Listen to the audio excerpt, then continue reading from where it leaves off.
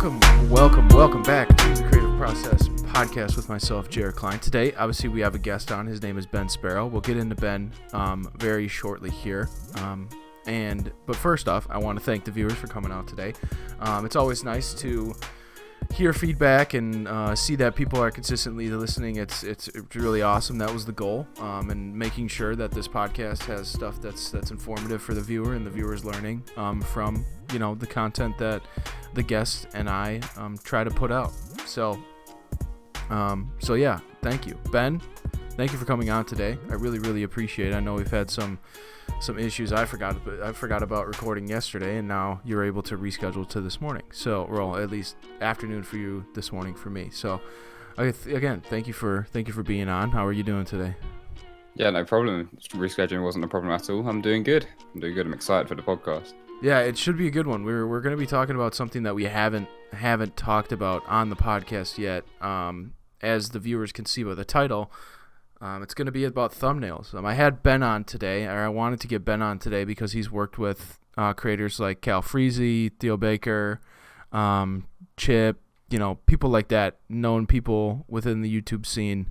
And I think through the whole of YouTube, the upgrade of thumbnail quality has been a consistent thing as of recent. I don't really know. I don't remember the amount of focus going into thumbnails, like 3 or 4 years ago, on YouTube. I don't know. What's your opinion on that? Like everything, the upgrading of thumbnails and everything in the content space. Yeah, well, I mean, Mr. Beast has obviously had a massive part to do with that. Mm-hmm. He's obviously a lot of his work goes into the thumb. He's the one of the kind of creators where if he doesn't have a thumbnail that works, he won't make the video at all because no one's going to click the video, right? That's a very extreme way of thinking, but it has its place. Mm-hmm. And I think Mr. Beast is a tribute to why thumbnails have kind of gone crazy and why a lot of people care more about them than the actual content themselves in some way, not necessarily, but like in a like that same mindset of if I can't make a thumbnail for it before I've even started making a video, I'm not going to make the video at all, kind of thing. Mm-hmm, for sure. But yeah, I'd say him and some others are why the thumbnail game has stepped up massively in the past 2-3 years, I'd say. Yeah, that's what I would say as well. But yeah, before we start getting into a little bit more juicy stuff, why don't you introduce yourself for the people that don't know who you are, and honestly, other than your social media presence, this will be a good intro for me too. So, yeah, give a little intro about yourself, and then we'll get into everything. Okay, sure. Hi, my name's Ben, or Ben Sparrow. Some of you might know me via Twitter or my YouTube or any other of my platforms. I'm a graphic designer, mainly a full-time thumbnail designer at this point, because it's pretty much all I do. I've worked with creators like Myth, The Fellas Podcast, Theo Baker, who's some other ones that I work with that people know. They're probably the main big three that I've worked with. I've worked with various other podcasts and smaller creators and stuff like that, doing thumbnails. Yeah. Awesome. Yeah, I mean, thumbnails, man. It's something that I don't know. I just feel like a lot more time is being dedicated to it because I think viewers realize that. I mean, how much do you think? Actually, yeah, let's go this route. How much do you think the YouTube algorithm plays a part in now the focus on thumbnails? See, this is the thing with thumbnails is why there's a lot more focus on them now. It's because when you want to go into making a thumbnail now, when you're talking about the algorithm and stuff like that, it's so much goes into it. But I boil it down to just content in general. When you're making a video or you have something to post on YouTube, you've got two main statistics that basically, like, because there's so many different statistics and things that put a video into the algorithm that it's kind of hard to judge, okay, this was because the thumbnail wasn't working and this was because the video was bad. But there's two main ones that I like to pretty much focus on, because there are some others, but they don't really matter as much as these two. For thumbnails specifically, you've got CTR or click-through rate, which is basically how many people clicked on the video when they scrolled past it or they got it pushed to their phones or whatever.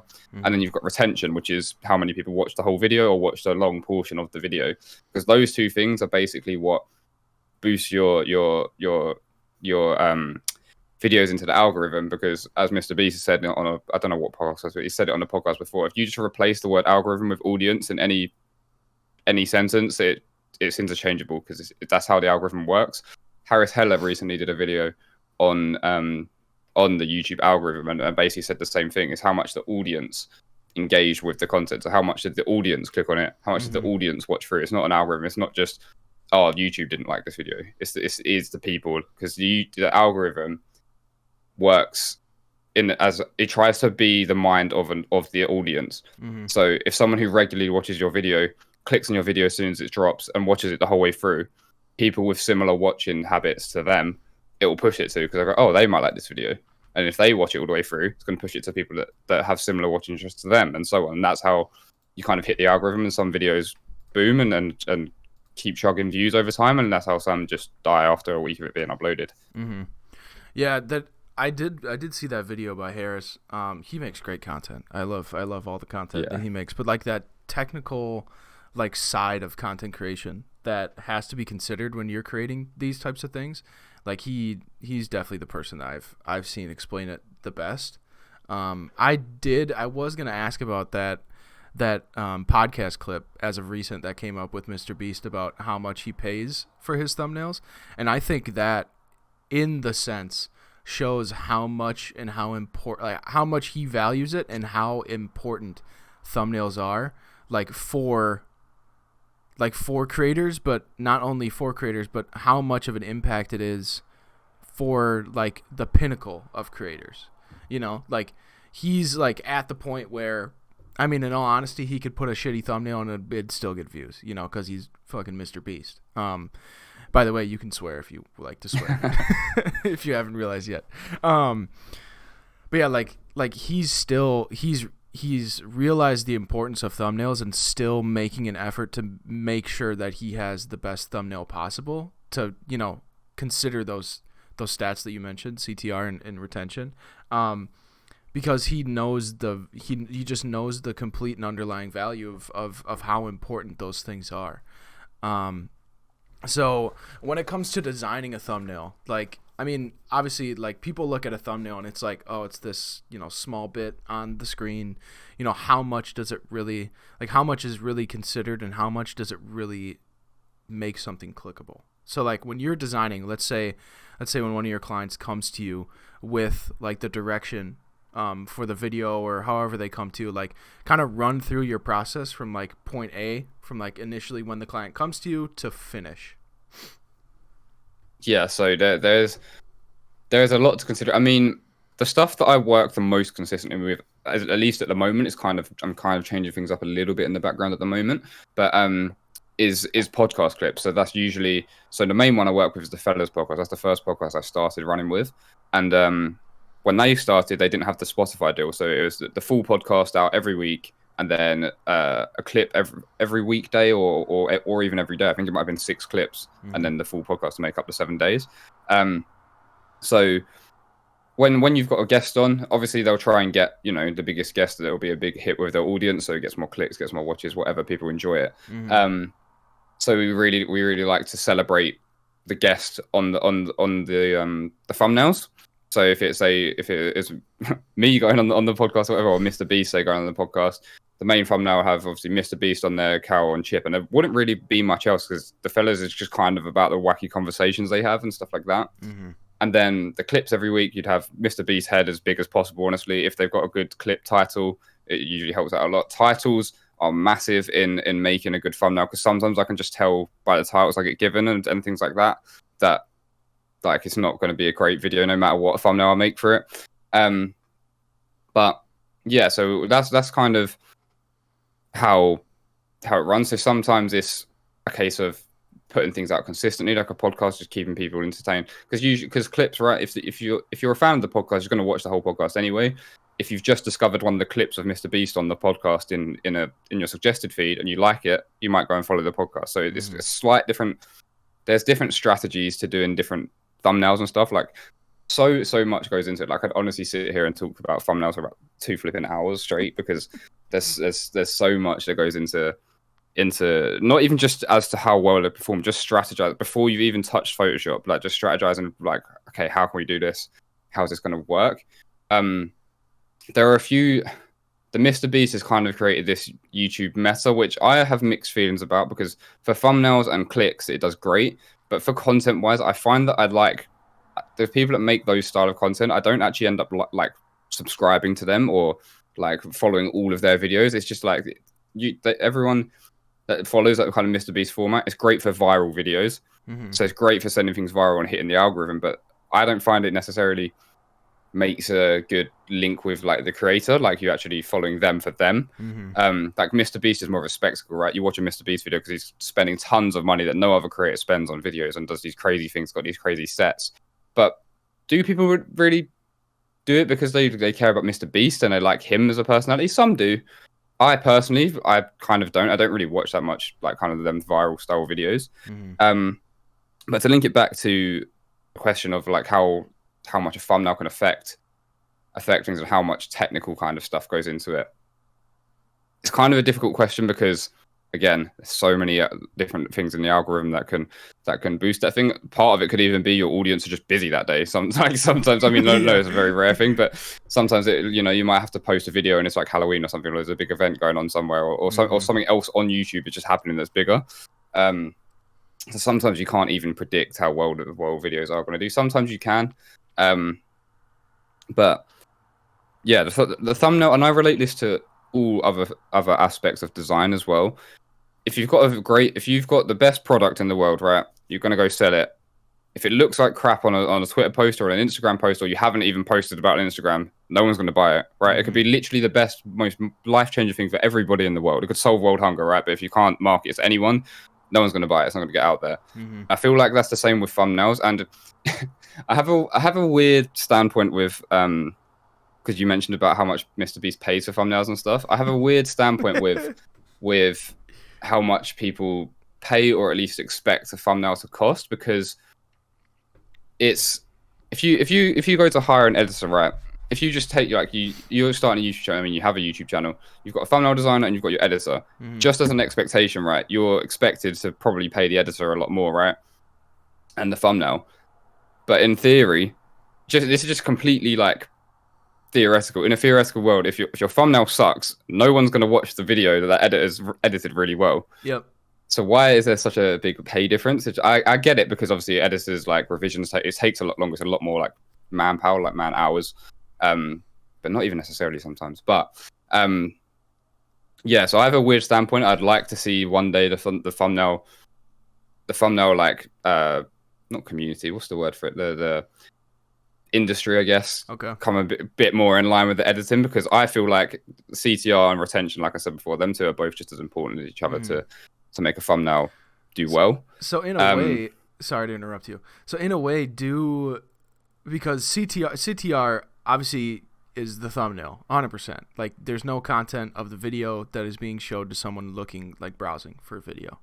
I know on YouTube sometimes, like if you hover over it, it previews it a little bit, but like you're gonna click on it because of, I mean, the title has a lot to do with it, but the thumbnail I feel like has more, because you're able to attribute a visual and a little bite size part of the piece of content you're interested in, to where I think retention, like I honestly don't really think a thumbnail is as influential in retention as the content is. You know what I'm trying to say?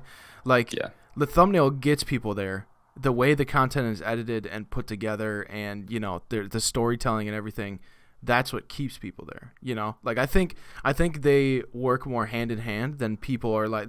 I think when it comes to valuing these things, I think people are like, oh, a thumbnail's smaller, it's a smaller piece of work, it may take less time.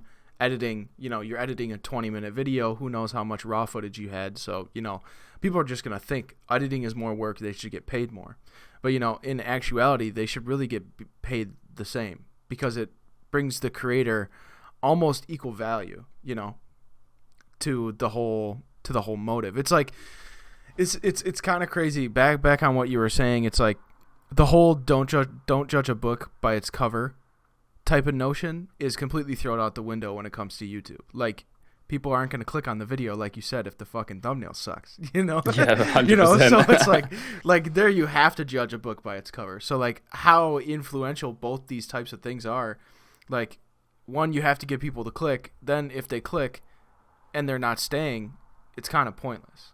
You know, like, yeah, you're getting people to click, but if they're not interested or liking your content, being able to, you know, help share your content, there's no, like, you know, rhyme or reason. There's no reason to, like, oh, let's only have a great thumbnail, but if you're edited, if the video's put together really shitty, if it's not, you know, if it's not story, if it's not, you know, if the story of the video or the content of the video, it doesn't have good pacing or isn't told well, it doesn't keep a viewer hooked, they don't really know what's going to come next, it's not going to perform well in the end anyway. So, like, the consideration of both, I'm kind of rambling, maybe going in circles here, but I feel like the consideration of both has to be equal. Yeah, 100%. I always think that, like, because I know obviously, like you said, retention is a massive part of it. That's what keeps the people there. But I think there's a healthy balance of like good edited, like a good quality video and a good quality thumbnail, because one without the other, just like your numbers are just going to sink anyway, or like at least your algorithm as such, your audience just isn't going to like the video. And I wanted you triggered something in my head, and I literally forgot what it was. But you said something. I was like, oh, I want to touch on that. About something to do with yes. So how much thumbnails kind of like impact your video, like how it gives you a preview into that video. So your thumbnail sets the expectation for the viewers, right? If you've put a really excited, like Mr. Beast style thumbnail and explosions or whatnot happening all over the thumbnail, it looks really, really exciting, and you get in a video and it's a podcast, like two people talking. Even if the podcast is great, it's just like, what? Like you're just thrown off completely, right? It's not. You set an expectation, and then your video has to kind of hit that, or if not surpass it, ideally. To get people to the view, which is where clickbait comes into things, and it's a very fine line between what's clickbait and what's not. Usually the safe kind of bet is to clickbait kind of along the topic of what the video is actually. Oops, I just hit the mic. Sorry. Of what the video is actually about. But then, say for example, you're I don't know. It's kind of weird without an example, but in fact, we done one with. I do this quite often with Frostify and his Wheel of Creator series, because I do the thumbnails for quite a lot of his videos now, and we were strategizing about how to title the video. And so his Wheel of Creator series, for those who don't know him or aren't familiar with it, he literally has like a physical wheel that he set up, spins it, and he gives him a random content creator from said wheel, and then he does another one for like something to design. So it might be merch, it might be thumbnails, he's done packaging, all that kind of stuff. And is it out yet? Can I say this? I'll do it as an example of one that's out.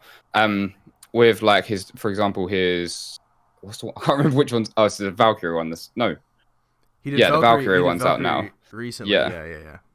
And we were saying for the next upcoming creator, we was like, how do we title this video? And I was like, you could title it something like designing X creators of the Valkyrie, designing Valkyrie some new merch or something like that, because you technically are. Like, yes, it's not official. You're not doing it for Valkyrie, but you're designing Valkyrie merch. It's not far-fetched, and it's not clickbait, because you're not lying. It is what you're doing.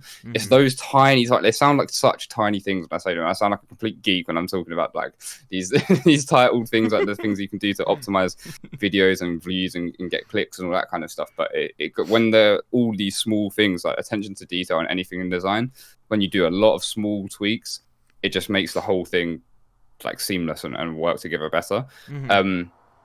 But yeah, that's where the whole, because a lot of the clickbait stuff was like, you'd see a Lamborghini in the background of video, and the whole title and thumbnail would be like, oh my god, stealing a Lamborghini or something like that, or like we bought a Lamborghini. It's just not. It's like nothing to do with the content whatsoever. So yeah, the thumbnails set expectations for said video, and then your video has just got to be good content and surpass it. That's out of my hands at that point. I just get people to click on it. Yeah, for sure. I think that small little like grab at clickbait is something. I mean, you got to think from a content creator's point of view. Like, okay, viewers listen to this, like, right? From a content creator's point of view, they're competing against so many other content creators, right? Like, their initial audience that's going to come back, that knows who they are, they're going to watch it anyways, right? But they're trying to hit the audience that hasn't seen them yet. So they have to, like you said, the title may not be super far-fetched because you did do it, but the wording of everything to make someone interested has to be considered. And, you know, I hate people that are like, oh, this is like, obviously there's blatant videos that's 100% clickbait. Everyone knows that. People are going to, you know, that's just what it is.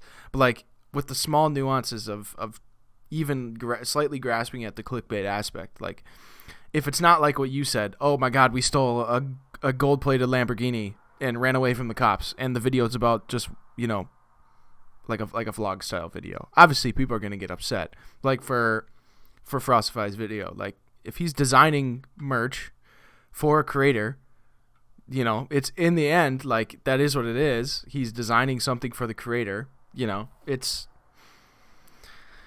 I don't know. I don't really think, I think there is a line, obviously there is a line. People tread that line often, but I feel like the people that tread that line more are the already established creators because they know they can, you know. I don't know what your opinion is on that, but I think the established creators have a little bit more freedom to tread that line of, is this clickbait or like is this not clickbait, like blatantly, you know? Because I feel like they're, like I said with Frostify, if the consistent audience are gonna watch it no matter what. So I don't know.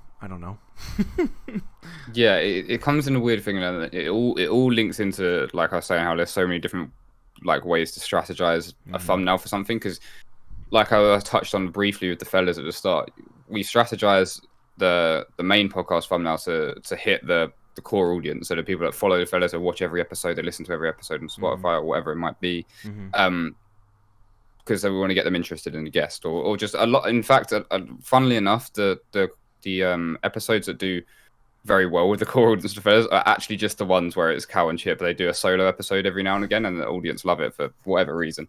But well, yeah, they're it both works. just the weirdest people on planet Earth. Yeah, they have some crazy conversations. That's exactly why. Like that's why it's so enjoyable. Because Chip too. Yeah. He was on. Sorry to interrupt. He was on Pitch Side. I listened to Pitch Side with Reeve and Theo. And he was on Pitch Side, and he was just so far out of range. Like Theo and Reeve, like they're trying to talk about, you know, informative stuff about the Premier League table or about who they think's going to win the Premier League, and then Chip comes in with some out of pocket saying, like, just out of nowhere, and it just gets everyone to laugh. And it's just like he didn't fit, you know, the audience in that podcast at all, but and then Chip says some outrageous stuff. Exactly, yeah, he does. And then when you go to like Cal's and Chip's podcast, where that's what they do, you know, they just chat shit, and you know, that's just what it is. It makes it, you know, that's what the audience is. But it's so funny. I used to watch Chip back in the day when he did FIFA videos, like way back in the day when that's like all he did.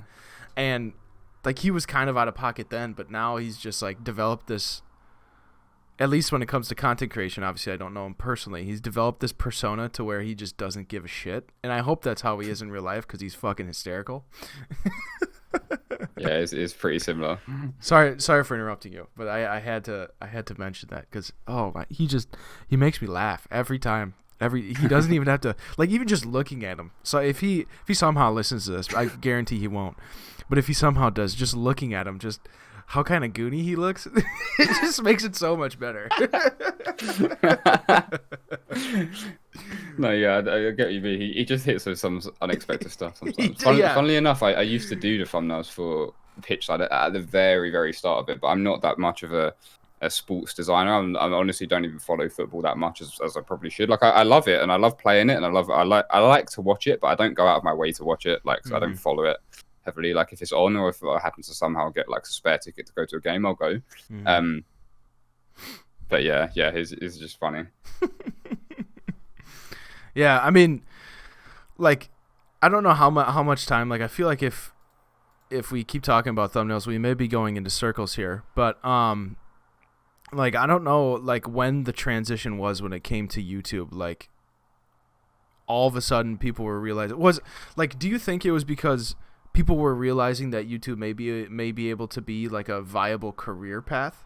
You know, people, like, they're seeing people make it, more and more people make it. I don't really know what make it is, but, like, you know, gain the amount of following and the amount of subscribers where, you know, they can, like, the audience depending on how entertaining the videos are, the audience can kind of think, okay, you're making a decent living from this, right? So it's like, why can't I do it for myself? To where I think that in turn kind of was like a snowball. Okay, how do I make my content stand out compared to the next guy? You know, so I feel like the consideration for the smaller things that weren't super considered, 5 years ago. What do you think? So yeah, I think it all mainly comes down to the actual production value and what it takes to go into YouTube now and into a YouTube video. I think a great example is always pick absolutely any of the Sidemen. Go and watch their first videos where they weren't even the Sidemen at first, on their own channels. The main channels, like just playing game, like a lot of them were just gamers playing like Zerka, playing Call of Duty. A lot of the boys playing GTA together is kind of where they started their journey and became the actual Sidemen. But if you watch the actual like quality of those videos, half of them don't have face cam on. Their mics are just headset mics, so they're just playing with their friends and recording. They literally just had a console, they hit record, and that was it. They maybe some of them would edit into clips, but that was pretty much as far as the content goes. Now when you look at it, they've got editing teams. They've got every single one of them's got their face cam on. Every time they jump to a different person, the face cam's a different color. It's in a different corner of the screen. Only slight things, but once again, when you do a lot of slight things, it's what ups the production values. They're all sat at their amazing setups with lights and HD cameras and stuff like that. Just the overall production value to outcompete, if that's a word, like compete with your other creators it's a lot of a higher standard. So where people say like your equipment doesn't matter, it does stand true with certain styles of content. People like Speed is a great example where that's kind of part of his brand, like Speed, Tyler One, that kind of creator, where they're almost like the crap quality is part of the brand and part of the content itself. They're like the peaking, which is very, very hard to do. The constantly peaking mic. Yeah. Yeah, literally and stuff like that. Just actually beats up his own setup in the videos.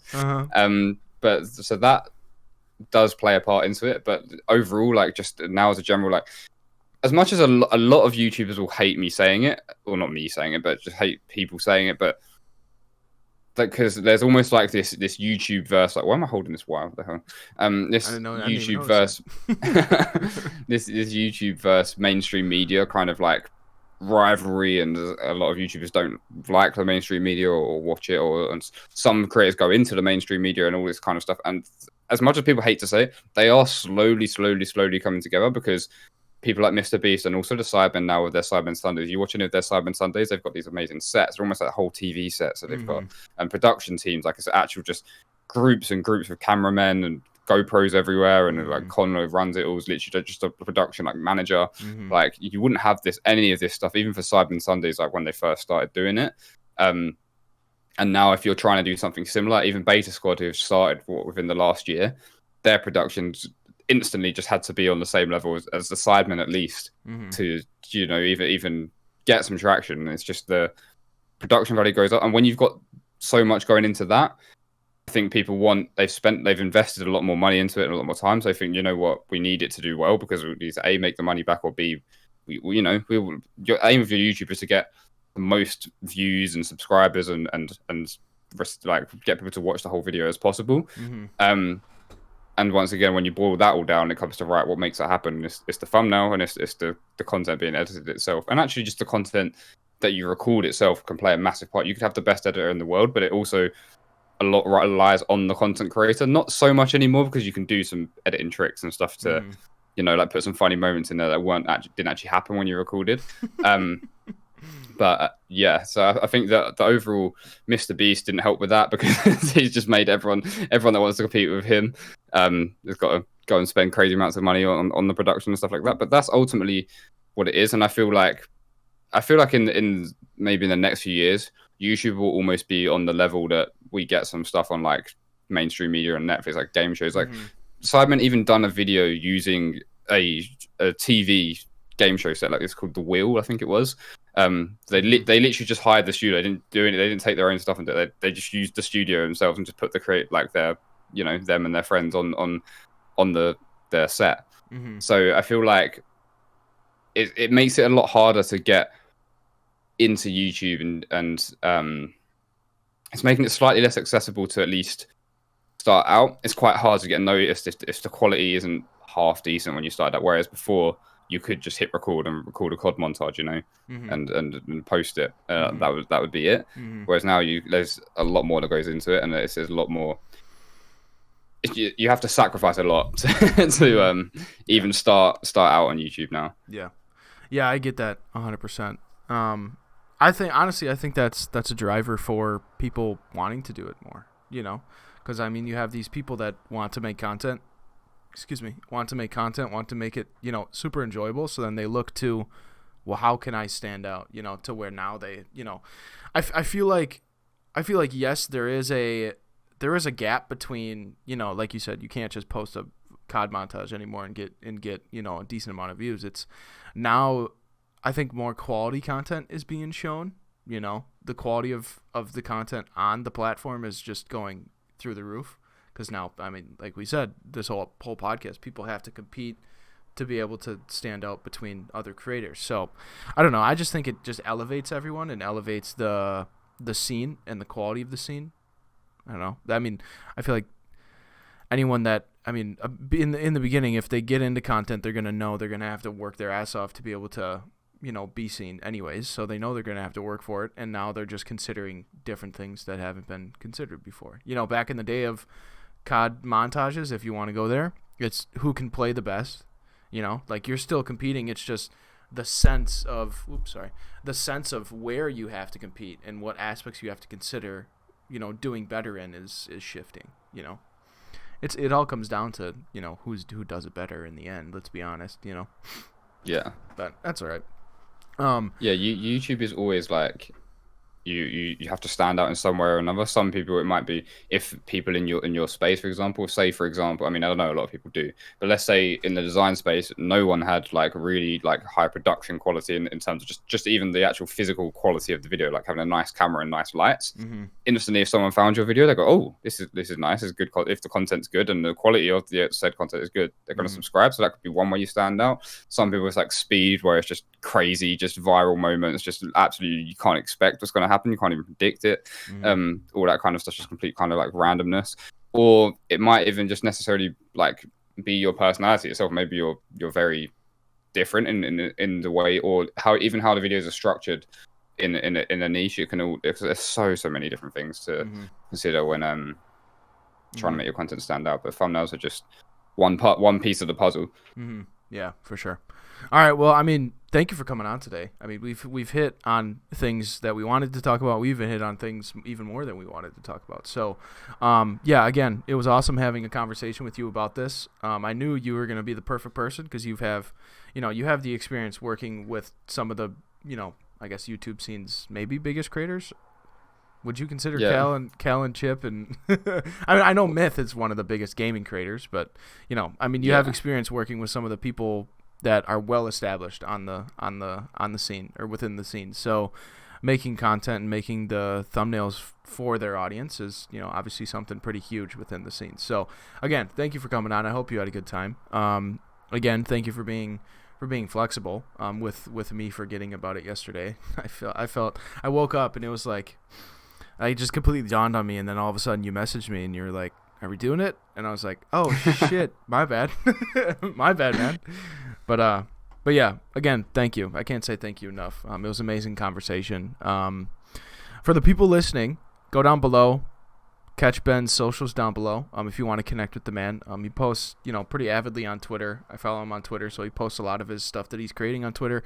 And also he has a YouTube channel. I know we didn't talk about that much, but Ben has a YouTube channel. He design content, pretty informative stuff, at least a handful of videos that I've watched. So yeah, go down below, connect with Ben. And yeah, thank you for staying on for episode.